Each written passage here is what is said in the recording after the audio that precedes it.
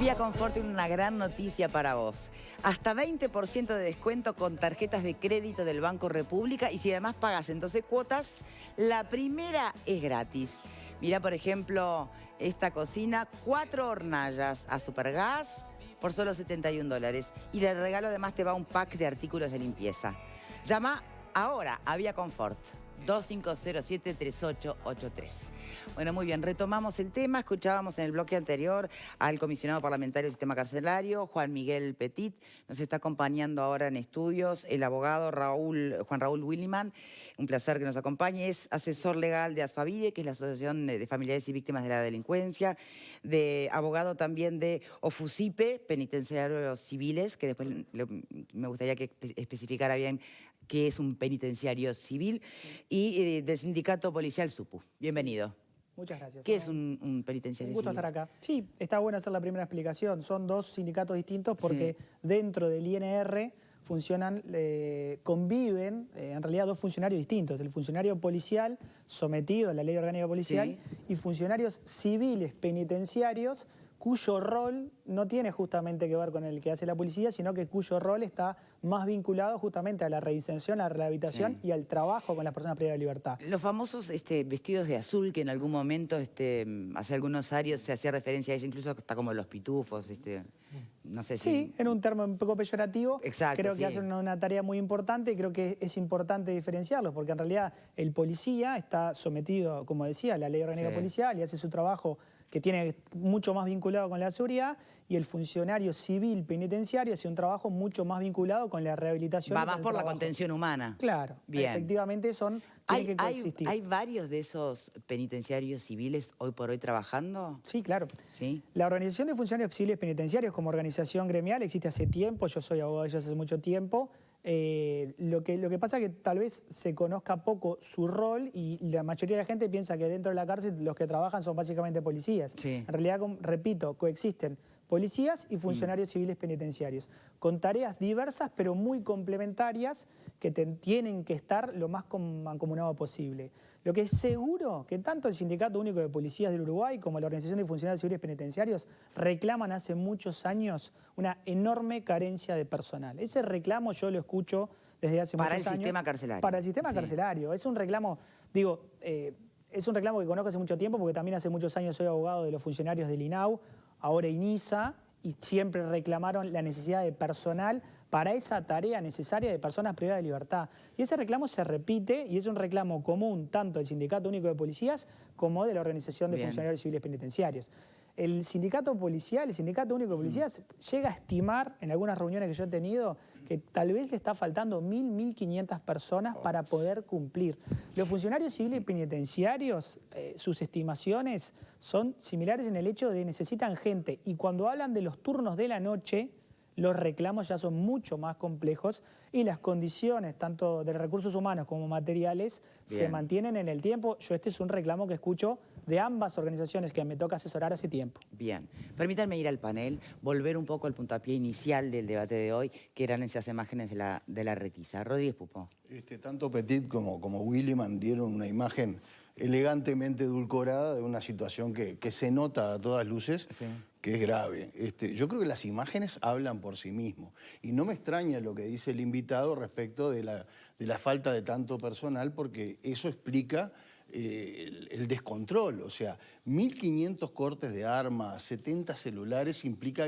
Y además los cortes de armas, muchos de ellos armados con caños sanitarios extraídos del mismo penal, como soporte del arma o soporte del corte. Los 70 celulares implica que hay gente que sí tiene y otros que no. Implica el comercio interno, digamos. Comercio interno. Implica, lo mismo con la droga. Implica el imperio del delito dentro de las cárceles, un delito que se da dentro de las cárceles, porque ya hemos visto que hay homicidios y cada vez más reiterados, sino que también hay gente dentro de las cárceles controlando el delito afuera de las cárceles.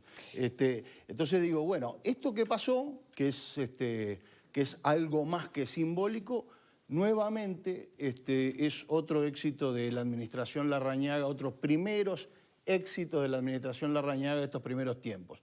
No es fácil hacer lo que se hizo ayer, a pesar de todo el apoyo que tuvieron, y nos parece bien que se haga, es una buena imagen, desnuda una realidad, nos obliga a todos, nos interpela a todos a darle una solución a este problema. ¿Coincidís, Ale? Bueno, lo primero que quiero decir es que me pareció muy acertada la participación y la mirada que Petit hizo a propósito de este problema, porque lo que evidencia este hallazgo de los 1.500 cortes es en todo caso el serio síntoma de una gran patología. Pero en todo caso, esa no es la patología. Esto pasa porque hay otros problemas. Creo que algunas de tus preguntas apuntaban en esa dimensión. Y por lo tanto, por un lado, el síntoma tiene que ser atacado, cualquiera lo sabe, y me parece que de esa perspectiva, incluso para el ejercicio de la legítima autoridad, es un buen símbolo que se produce hacia adentro y hacia afuera. Y bueno, y los amantes de la República y del orden que emana de la norma y de la ley, lo tenemos que ver como una buena noticia. Pero insisto, puede ser un serio error si se minimiza, si otra vez se desconoce este viejo histórico reclamo del que hablaba Petit, de que en todo caso esto evidencia que falta una política pública carcelaria, ¿verdad? Y este es un asunto sobre el cual la seguimos corriendo de atrás. A propósito del síntoma, igual hay dos cosas que no entiendo cómo todavía no existen. Por un lado, las cámaras.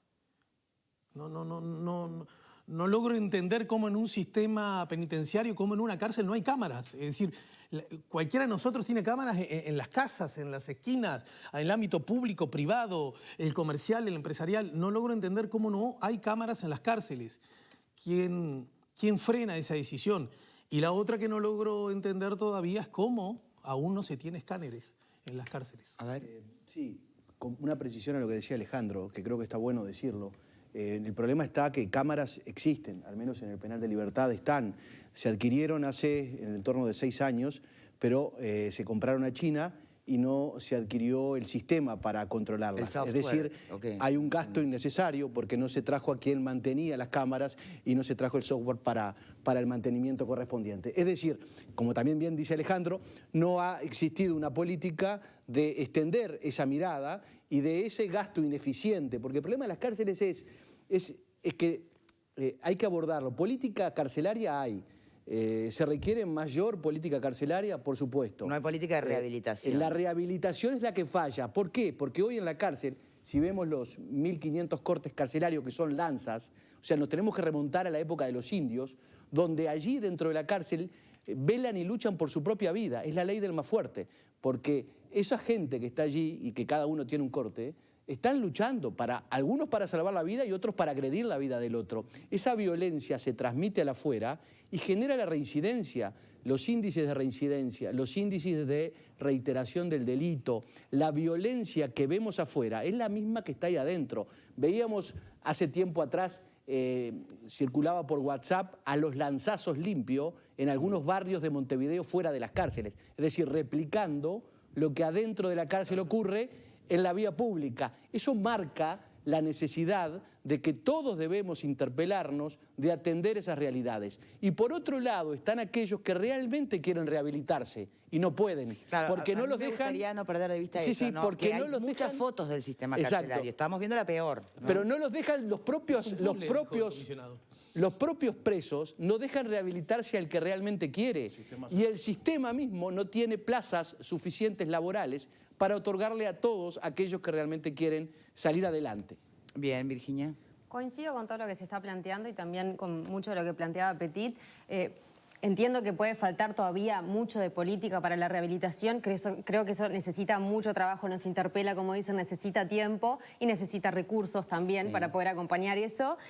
Por otro lado, más allá de esa política, también destaco la buena gestión que se está realizando por parte del Ministerio del Interior con Larrañaga, en el marco de lo que venimos hablando estos días también, de cantidad de allanamientos, viviendas en las que se vio que se vendían estupefacientes, hubo 30 que se detectaron, cierres de boca de pasta base, hubo 8 incautaciones de armas, vehículos robados, de todo.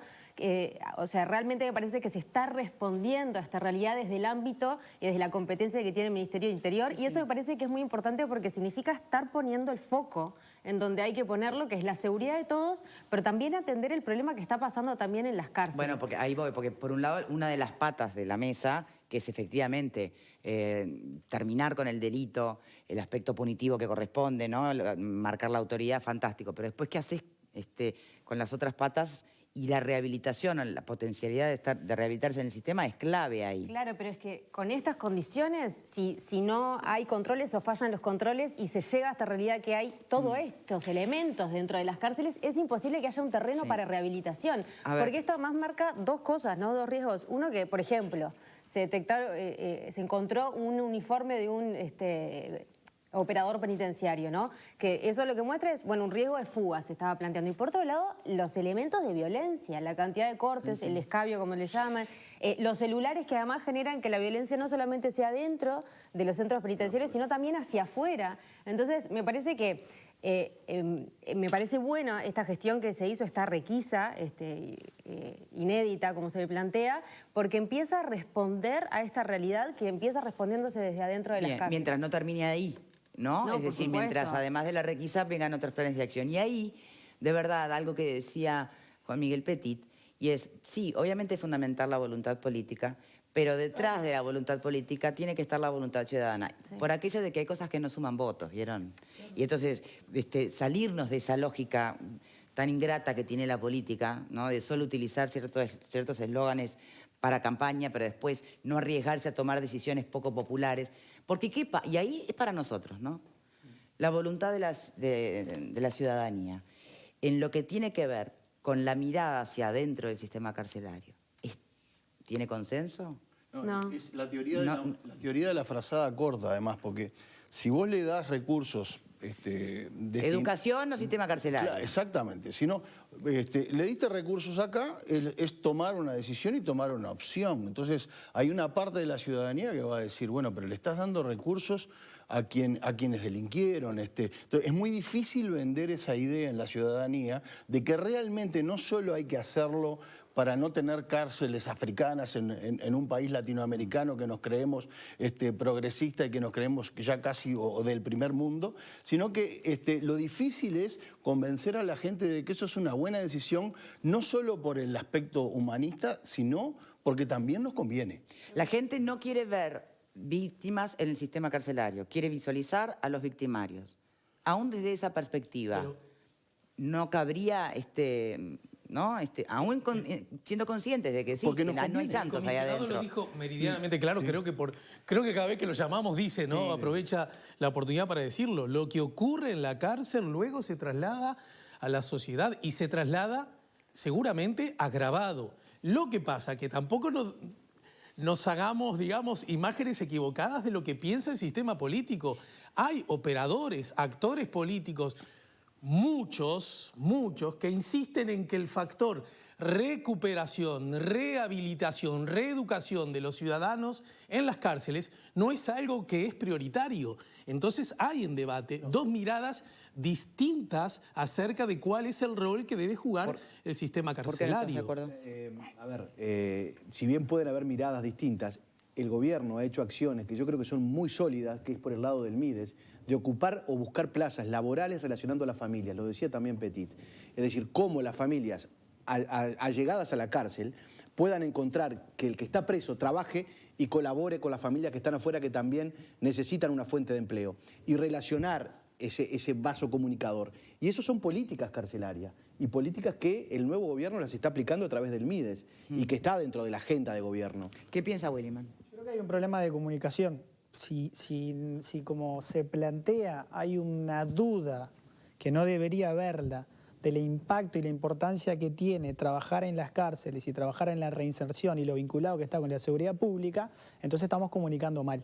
¿Pero hay o no hay? ¿Usted percibe que hay o que no hay una duda en cuanto a lo importante que es? Si la hay, como está planteado, entonces hay un problema grave de comunicación. Porque si yo le consulto a la Asociación de Familiares de Víctimas, que trabaja en el tema, que sabe del tema, que estamos hablando de personas que fueron directamente víctimas de estos presos, tienen claro la importancia de trabajar en las cárceles, porque si no, de ese círculo vicioso no se va a salir nunca y eventualmente las personas en Uruguay con un sistema de pena única, progresiva, donde en todo caso los delitos concurren y podrán aumentar la pena del delito ontológicamente más grave, las personas tarde o temprano van a seguir saliendo y eventualmente el círculo no va a parar. Entonces, si las propias personas, ahora cambio, no estoy hablando ni del sindicato policial ni de los penitenciarios, estoy hablando de la asociación de víctimas. Si la asociación de víctimas logra tener esa visión y advierte la importancia de trabajar en cárceles para lograr impactar en la seguridad pública, y es tan claro desde el punto de vista criminológico, y es tan claro que hay que tener una política criminal que apunte a ese sentido, y la sociedad lo tiene tan poco claro, entonces vuelvo a repetir, estamos comunicando mal. Mire, porque en la academia y en estas organizaciones nadie tiene duda de lo que impacta no trabajar en la reinserción y en la rehabilitación, en la seguridad. Si la gente tiene esa duda, entonces hay un problema de comunicación, repito. A ver, mensajes, ¿no? Que dan cuenta de que efectivamente o hay un problema de comunicación o realmente son miradas que no llegan a un consenso. Escuchar a Petit enferma, dice alguien por aquí. Parece que los presos son víctimas y que la gente de bien son los victimarios. Y otro hacía referencia a uno de los comentarios de Petit cuando hablaba de que la celda es la casa de la persona y hay que entender lo incómodo que podía ser que le vengan a resolver las cosas. Claro, ahí seguramente la persona que escribe debe pensar, no es la casa, es la cárcel. Está en la cárcel, no está en una casa donde hay que tocarle la puerta para poder pasar. ¿Eso es un tema de comunicación o es un tema de ideología o es un tema de qué? Puede ser un tema ideológico, pero si yo estoy preocupado por la seguridad pública y si yo te estoy indicando con números, con certeza, de que trabajar en las cárceles, trabajar en la reinserción de esas personas impacta en la seguridad pública y a ti lo que te preocupa es la seguridad pública, no podrías cuestionármelo, porque yo te estoy diciendo que este es el remedio. Si no vas por el derecho, por el lado de los derechos humanos, anda por el lado de la interés en seguridad pública. En realidad, pero no se logra. Los dos caminos me van a llevar al mismo resultado. Tengo que trabajar en el sistema carcelario, tengo que tener una política criminal definida y clara, pero tenerla de verdad, porque yo, asesorando a estos organismos, durante años he venido escuchando cuál es la posición, qué hacemos con el INR. Sale del Ministerio del Interior, se crea un servicio descentralizado nuevo, tiene presupuesto propio. Sí, pero que ¿va por ahí? ¿Iría por ahí? Pero eso es una definición de política criminal. Sí, claro. Si yo decido sacar el INR del Ministerio del Interior, darle un presupuesto propio, efectivamente formar funcionarios civiles penitenciarios especializados en rehabilitación, darle a la policía las garantías para la eso es un sistema que ha ido y venido. Ese proyecto de ley estuvo planteado en el gobierno anterior, que yo sepa, yo fui a un par de comisiones a informar sobre el mismo, no pasó más nada. La decisión es que queda dentro del Ministerio del Interior. Está perfecto, pero el gobierno anterior teniendo mayoría parlamentaria. Sí, la decisión que sea, hay que tomarla con esa visión. Bien. Con una política algo que acaba de decir Willy Mann. Sí. Penitenciarios civiles con formación para rehabilitar. Yo no quería ni hacer la pregunta para no echar leña al fuego. Los que hoy están trabajando con la mejor voluntad del mundo, ¿tienen algún tipo de formación? Sí, tienen que hacer un curso. Es un ingreso particular al escalafón penitenciario, es un escalafón distinto, tienen una formación. Si logran salvar la formación... ¿Que dura cuánto? Y a veces el contrato mínimo están siendo evaluados más o menos, el último contrato 5 años, pero el curso están por lo menos 2 años formándose en ese sentido. No es lo mismo... No son llamados de ONG, no es lo mismo prepararme para trabajar en rehabilitación y reinserción que para trabajar en seguridad. Claro. Lo dije 1000 veces asesorando al INISA y a los funcionarios del INISA. No es lo mismo el funcionario que se dedica a la tarea de educador y que tiene que llegarle al adolescente infractor que el que se dedica a la tarea de seguridad. No podemos hacer... Yo no le puedo dar el doble rol a esa persona. Vos sos el, como le dicen en su jerga, el llavero y el que mañana te va a tratar de ayudar. Eso no puede ser. Evidentemente hay que distinguir los roles, los tengo que preparar distintos. Pero vuelvo a repetir, eso implica definir una política criminal, definir una política penitenciaria y trabajar en ese sentido. Bien. No ir y venir en parches. Dado que hay pocos policías dentro de las cárceles, policías con la formación, ¿no?, del Ministerio del Interior, y hay muchos educadores, y dado la cantidad de cortes y demás, ¿los educadores pueden frenar esta situación de descontrol interno que existe? En realidad digo, hay poco todo. O sea, el reclamo, hay pocos policías asignados. En realidad el reclamo de la falta de personal en materia policial, el sindicato policial, es genérico. Pero si hay poco todo, ¿cómo frenás este descontrol? No, y bueno, entonces la pregunta sería, si llamó la atención la imponente requisa que se hizo el otro día, la pregunta sería, y la respuesta es muy fácil, ¿por qué esa requisa no se hizo antes? Y se contesta solo. no se hizo antes, porque si yo no tengo la capacidad logística de recursos humanos y materiales para hacerla, no lo voy a hacer. ¿Qué hubo que hacer? Hubo que disponer una actividad especial. ¿Y disponer de cuántas personas eran? ¿450 las que ingresaron? 480, dice. 480 personas las que tuvieron que ingresar. Entonces el tema es, ¿yo puedo hacer eso seguido? ¿Tengo el personal? ¿Me permite una pregunta alternativa? Bueno, pero igual antes ¿A deberían quién haberlo le ordenado, sirve ¿no? este negocio entonces? Bueno, tenemos un problema. ¿Por qué no se realizó antes? Es otra pregunta. Williman, ¿cabe preguntarse a quién le sirve que las cosas sigan así? No, a nadie. Bueno, pero se habla muchas veces, se habla conspirativamente, si hasta se quiere del negocio de la violencia, qué sé yo, porque si no, una cosa que no se entienden. A la sociedad y a la seguridad pública no le sirve. No le sirve, además ni siquiera tenemos un seguimiento de ello. O sea, eventualmente, repito, el círculo vicioso se va a repetir y vamos a tener situaciones que van a seguir representándose. Pasa, por un ejemplo duro, en delitos sexuales, que los hay, donde en el caso de Brisa, que el consultorio jurídico que asisto le tocó asistir, teníamos una persona que era un reincidente, una y otra vez. Hay otro segundo problema. Después que egresó, ¿quién siguió a esa persona del punto de vista ¿Hubo sanitario? rehabilitación? ¿Quién siguió con la rehabilitación? Porque egresó de la cárcel, perfecto. Primero había egresado del sistema de salud, un problema psiquiátrico. Después egresó de la cárcel. ¿Quién le hizo el seguimiento? Nadie. Años después evolucionó en lo peor que podía pasar. O sea que tampoco es que después tenemos un seguimiento que nos asegure que las personas que salgan efectivamente... Lo que pasa es que el alta en ningún momento está vinculada a la rehabilitación constatable de la persona que cometió un delito. Lo que obliga en sistemas serios a hacer un seguimiento cercano de las personas que... Williman, ni siquiera se pueden seguir estando adentro, no, para que cuando se puedan seguir estando afuera, ojalá, pero... La pasa que la política criminal no la podemos seccionar en voy a prevenir afuera el delito, y adentro. prevención. La política es una y hay que desarrollarla seriamente y eso es lo que uno reclama. Por acá, Viri.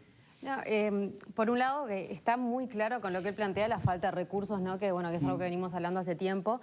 Y creo que eso también tiene que ver con... el mismo Petit comentaba también, falta a veces hasta el reclamo ciudadano. ¿Por qué? Porque cuesta decir, bueno, vamos a darle prioridad a esto, a destinar recursos a esto, cuando esto se percibe como, bueno, la causa de mucho sufrimiento. Entonces, esa es una realidad, ¿no? Que cuesta darle prioridad y darle recursos cuando se lo visualiza de esa manera. Pero en eso coincido 100% lo que estamos comentando hoy, de la necesidad de la rehabilitación, porque además, clarísimo, o sea, no solamente por las personas privadas de libertad, sino también por toda la sociedad, porque van a salir en algún momento. Es que debemos plantearnos si existe rehabilitación sin recursos, porque los recursos económicos hoy en esta coyuntura del país no son muchos. Pero no era, pero ahí volvemos al Ese es otro tema también, ¿no? Si la seguridad es de las principales preocupaciones de los ciudadanos uruguayos, que hoy está un poco acompañada por el tema de la pandemia, pero lo fue y lo venía haciendo, rankeando primero.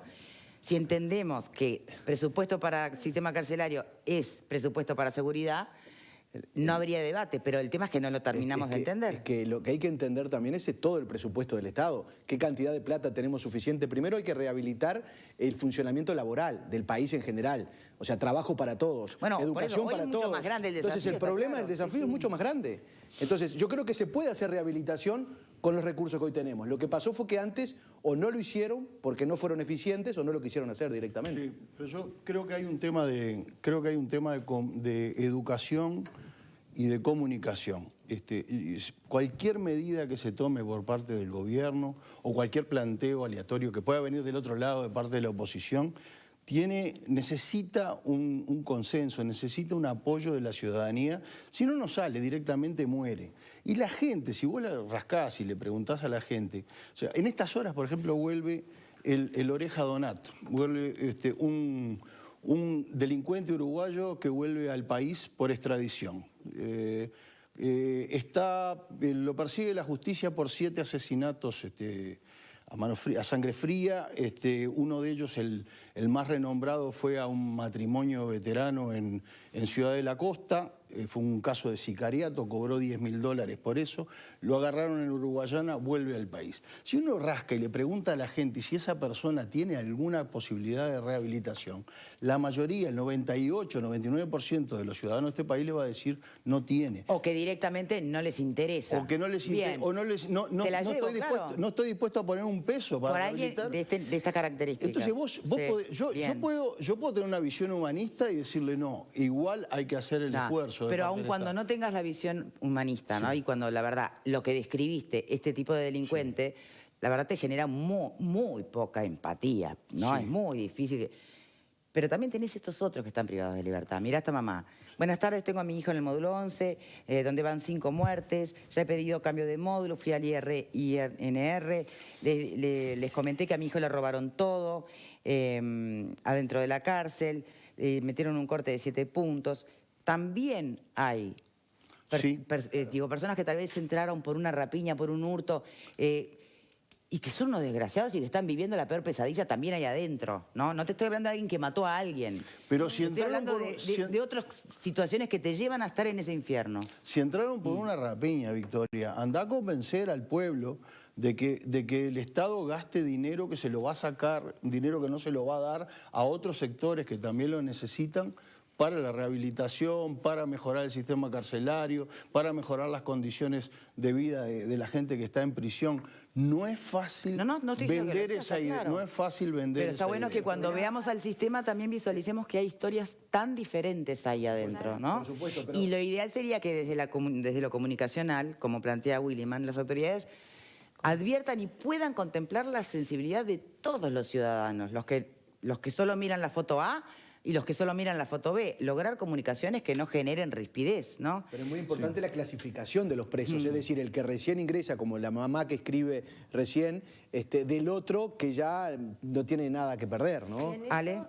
No, que en ningún caso, pero estamos diciendo cosas que todas, si tiramos de alguna punta, cierto sentido tienen, cierta explicación tienen, ninguna luce como novedosa, pero ahí es donde tenemos que auxiliarnos todos en normas más generales y en la Constitución de la República, que es bien clara al respecto. Cuando una persona comete un delito, cuando se aparta de la norma y de la ley y protagoniza un crimen, si esa persona es capturada, debe ser llevada a los estrados judiciales y con todas las garantías del caso, cualquiera sea el delito, después la justicia se expide y muchas veces se expide en Uruguay, en porcentajes mucho más altos que en cualquier otra parte, que en muchos países del mundo, se expide enviando a la cárcel a esa persona. Esa es la pena, ese es el castigo. Y nunca jamás, hay que decirlo una vez y 1000 veces si es necesario, martirizar a la persona que viva en pésimas condiciones humanas, porque eso no forma parte del acuerdo que hemos formulado a través de la Constitución de la República.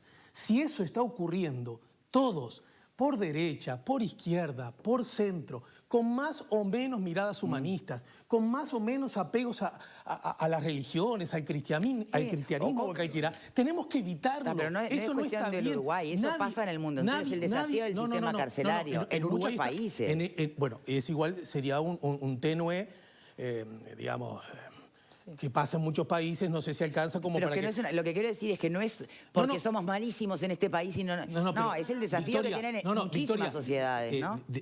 Permitime decirte que Uruguay en el ranking internacional marca muy mal en ese aspecto, mucho peor que muchos otros países. No es algo que esté bien que destratemos y maltratemos a las personas, aún aquellas que nos cometieron delito. Este es un asunto republicano que hay que defender de punta a punta todos los días si es preciso. ¿Qué se sabe de los rankings de los peores sistemas carcelarios del mundo? Lo que dice Alejandro sí es importante. Nuestra tasa de prisionerización Pero eso es otra alta, cosa. sí, pero importa porque en realidad el sistema, nos han observado un montón de veces, Sí.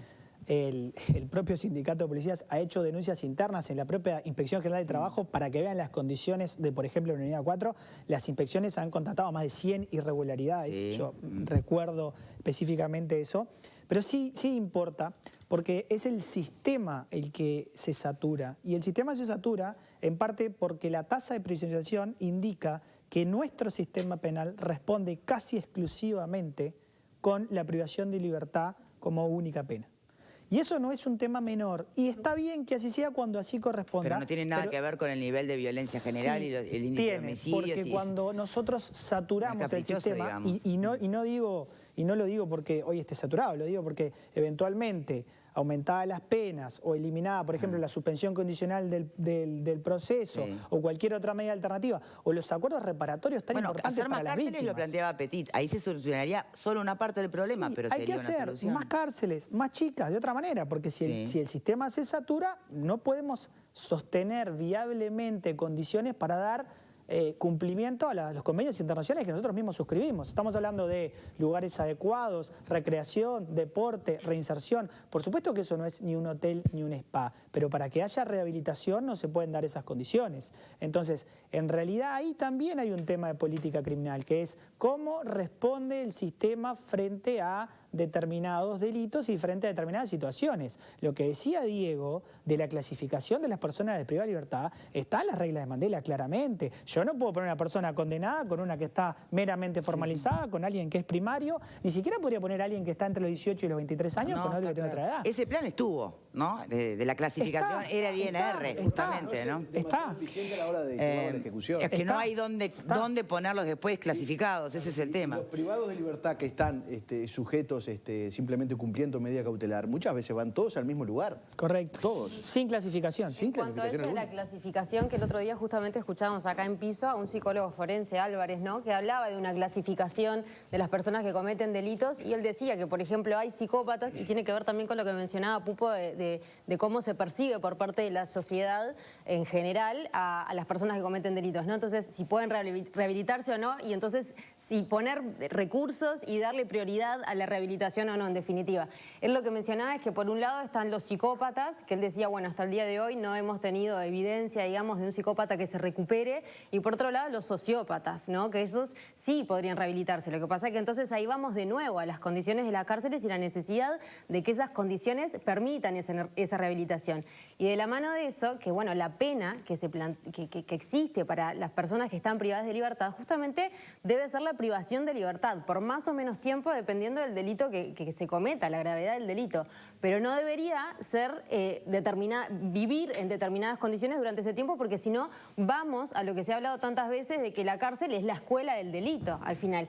Y en eso hay algo que, por ejemplo, en esta noticia de la requisa, ¿no? Algo que llamaba la atención, o no, pero bueno, que se hacía como muy vistoso, el hecho de que los cortes eran encontrados al lado de las camas de las personas privadas de libertad. Y eso lo que da cuenta es que no hay una convivencia, digamos, sino que hay un mecanismo de supervivencia, que ellos viven y duermen con un arma al lado para defenderse, aparentemente, ¿no? Claro, lo decía. De sobrevivir. Entonces... Disculpame, Virginia, me gustaría destacar que estuve haciendo una investigación de las requisas que se han hecho en cárceles en Latinoamérica. En líneas generales, todas ellas han terminado con denuncias por violación a los derechos humanos. En líneas generales, busques por donde busques, las más famosas fueron en 2003 en Buenos Aires, que terminaron con un incendio, un escándalo. Por eso que me tomo el atrevimiento nuevamente, perdonen que lo saque del tema de la rehabilitación, pero quiero felicitar al Instituto Nacional de Rehabilitación y quiero felicitar al Ministerio del Interior por haber logrado esto, porque si no hubiera pasado esto, no nos hubiéramos enterado de la magnitud del problema. Tal vez lo olfateamos, pero ese número de 1.500 cortes, de 70 celulares, todo demuestra que hay que tomar otro tipo de medidas. Y la verdad que lo digo hasta con un poco de dolor, como hombre que alguna vez ha defendido estos procesos de cambio electoral. Yo creo que tendría que haber habido algún artículo en la LUC respecto al tema instalaciones carcelarias. Me parece que debieron haber tomado alguna medida porque, entre otras cosas, es de presumir que va a haber un aumento de las formalizaciones, un aumento de los procesamientos y un aumento de las detenciones carcelarias. Sí, claro. Y me parece que llegó el momento de tomar ese tipo de medidas que van en el sentido de lo que todos los especialistas en la materia están recomendando, o sea, menos concentración de gente y más cantidad de cárceles, ¿no? Especializadas, en mejores condiciones y tal vez, ¿por qué no?, algún experimento de cárceles privadas. Esa es la parte preocupante. Si eventualmente nuestra tasa de privatización sigue aumentando y el sistema hoy está en este estado, la parte preocupante y lo que hay que ponerle ya atención es a que eventualmente no va a ser mejor. Si vamos a tener en realidad más personas privadas de libertad y por más tiempo, el tiempo a nosotros se nos agota. Por eso Petit plantea coherentemente que tiene miedo de la saturación del sistema.